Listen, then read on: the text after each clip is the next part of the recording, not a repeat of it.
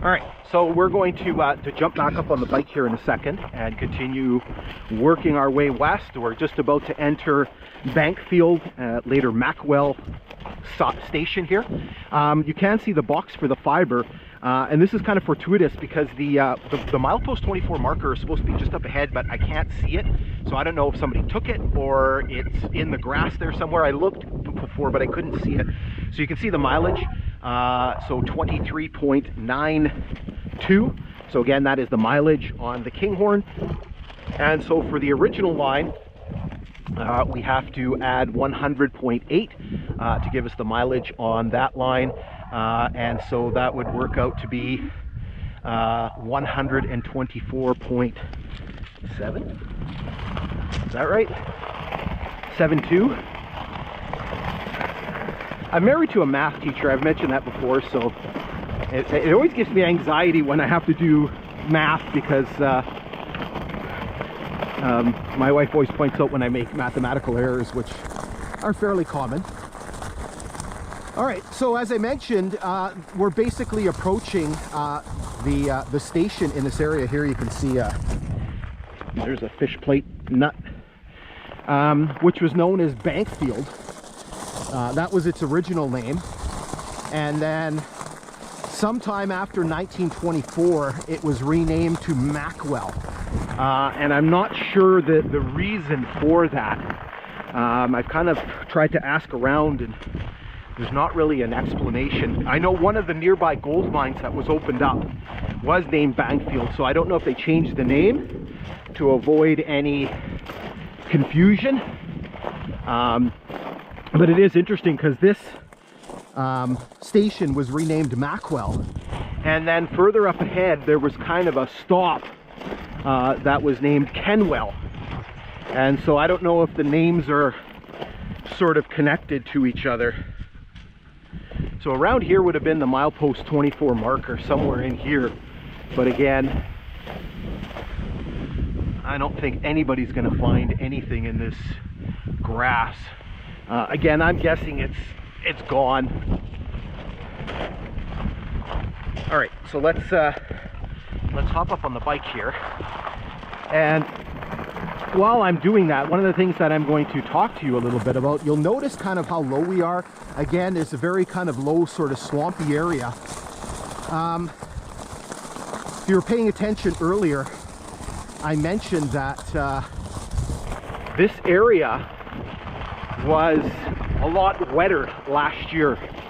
So again, if you go on Google Earth and you go to Geraldton and you start kind of looking to the west, you'll eventually come onto this area here. And here you can kind of see evidence of that. So I can't remember if it was the 2020, if the image was from 2020 or 2019. I want to say 2020. Basically, it shows this stretch here all underwater, or parts of it underwater. And you can actually see that here because you can see the bulrushes that are growing up here. And you can see these almost kind of look like little beaver paths that are kind of cutting through the area here. Oh, there's the dog, right? You can just see all of these little indentations, and again, the bulrushes that are kind of growing up on the grade. That's a very big tell. And then the rust, you know, you're seeing spikes and things like that covered in rust, which I mean tells me that they were kind of underwater for a period of time.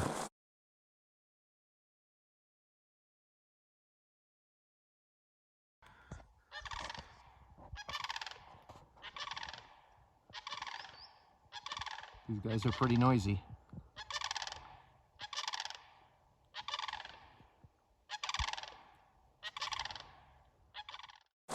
So here's kind of the beginning of the siding here at Bankfield. I'm going to call it Bankfield instead of Macwell. That's because that's what it was originally called. Again, you can kind of see the bulrushes that are growing up here. Again, sort of synonymous with sort of wet sort of areas. I don't know when the siding here was taken up. I want to say it was fairly early you know, probably before, well before the 1970s, because you'll notice that it's kind of where the siding is a bit lower than most of the rest of the grade here. And so somewhere here would have been Bankfield Station. There was nothing here. Really, it was just sort of a siding. I don't even know if it was a flag stop, because there was nothing around here until they started opening up the gold mines in the 1930s. There was absolutely nothing kind of going on. And again, you kind of sort of take a look at it. We're kind of in the middle of a sort of a swamp. Oh, there's a little groundhog. Surprised Luna didn't notice that.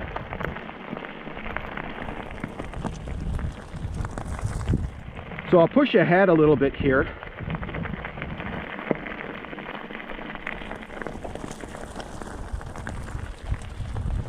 There is a spot up here where we can actually see a tie.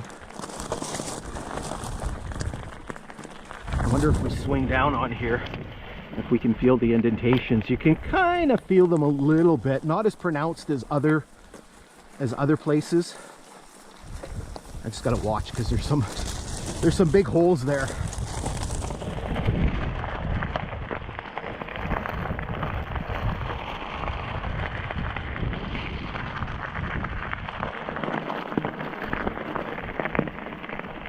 And so the siding here just continues. You can see it starts to get a little bit drier, just a little bit. And so right over here somewhere, there's a tie plate. Is a tie. There's another tie plate. I think it's just on the other side of these trees here.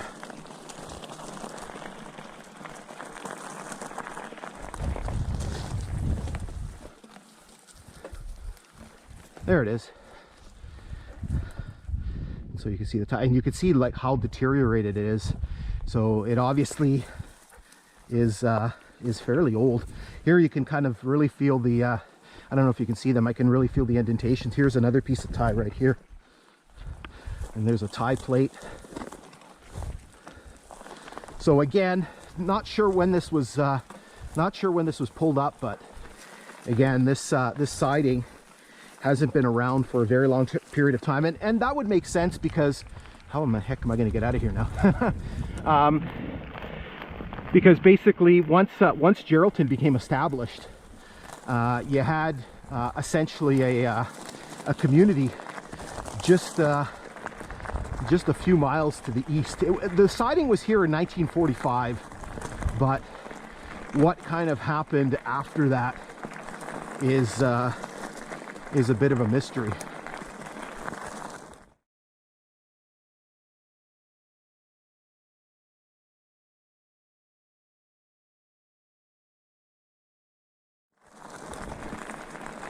So we'll just follow the siding along here until we get to the end, and then we'll pause for a moment.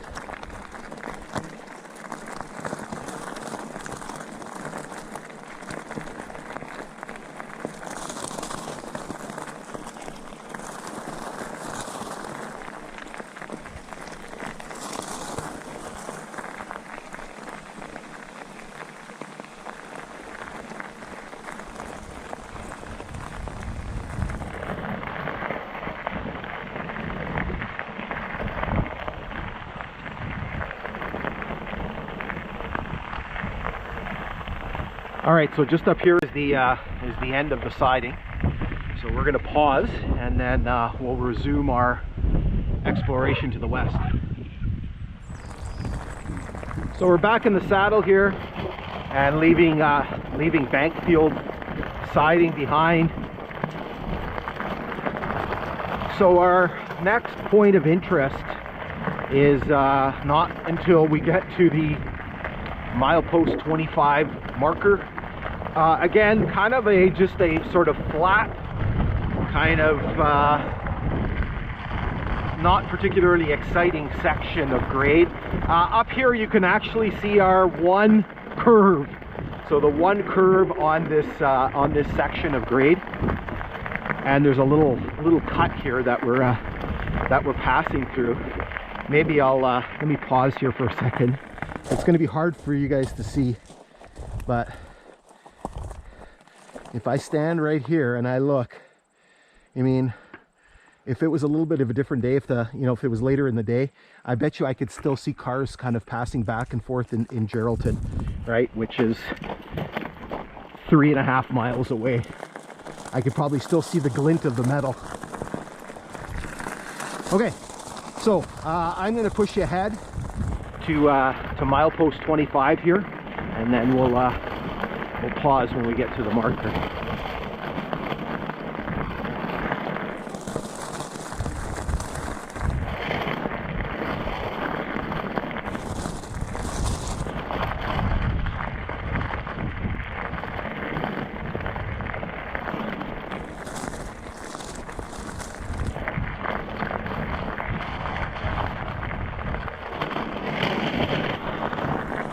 All right, so we're out of the curve and we're back straight again, and this is another long sort of straight stretch. And things don't really change here. It doesn't really we don't really get a lot of deviation up until we get to closer to S Lake, which is on the other side of Kenwell. We'll slow down a little bit. Luna's probably tired. Again, a little bit longer hike today, since we're pushing almost 5 miles one way.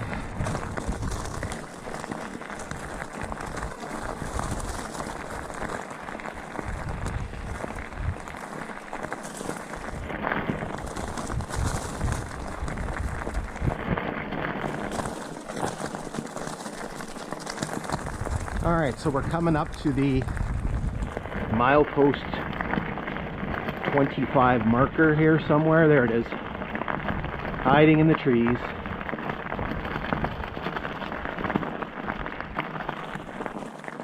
And so again, that is the mileage on the Kinghorn. And so for the original line, the Canadian Northern Railway Nippigan subdivision, that's the next subdivision, the Canadian Northern Railway Long Lake subdivision, we have to add 100.8 miles, and so that becomes 125.8. Okay, so we're just going to continue here. We've got basically our hike is another mile, because we're going to be ending up at just past milepost 26, and we have a couple things to see before we get there.